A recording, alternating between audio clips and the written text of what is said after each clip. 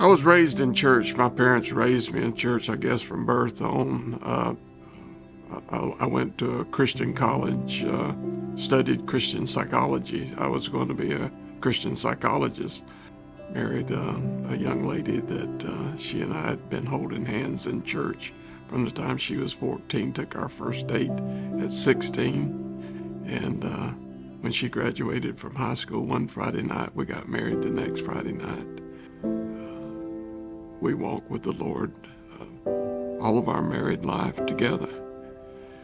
And Victory had a motorcycle riding group, and I said, man, I haven't ridden a bike in years. He said, same as it was when you rode the first time. And I got on, put that helmet on, cranked that bike up, and man, it felt so good. I rode for hours and hours.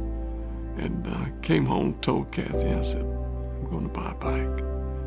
She bought a helmet and all the little paraphernalia that you've got to have, shirt and boots and pants and every little Harley Davidson item that you got to have to look good on a bike. And Kathy says, you know, if I'm going to keep riding, we've got to have a bigger bike. This is just not as comfortable as I'd like. So we bought a bigger bike. We bought she actually went and ordered it, a Harley Ultra Classic, which had she wanted a radio.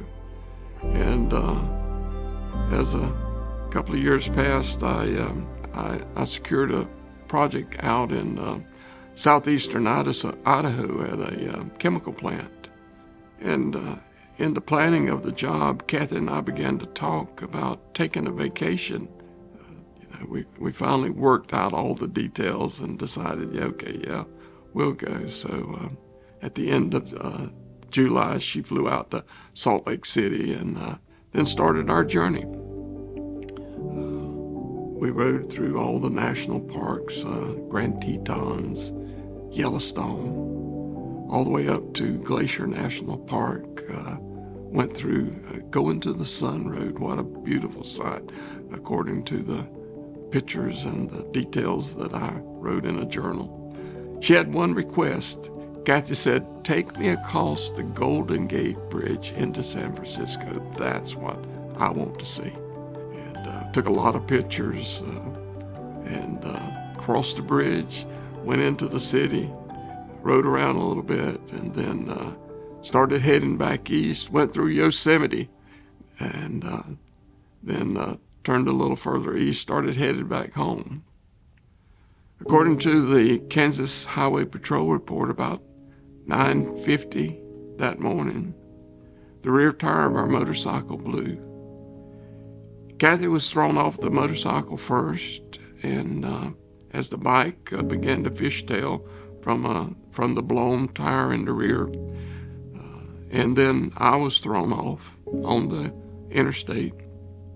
The doctors, both the orthopedic and the neurosurgeon, the team that was in charge of us, after triaging us, they didn't think that either one of us would live.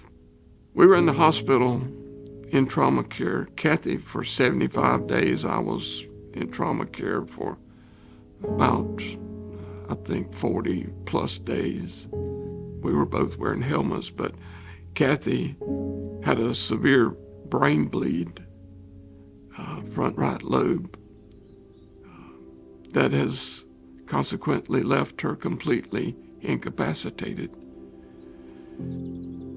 If we fast forward to today, it's been 16 years. Actually, 16 years, 8 months, and about 10 days since the accident. I've been taking care of Kathy, and it's because of my faith in God, my trust in Him, and the grace, the mercy, and the hope that I have in Him, that one day I know that whether it's here by His spoken word or the day that the trumpet sounds or that He calls us, I know that our God can can do anything. He'll make us all better. And he'll make my Kathy and me better one day.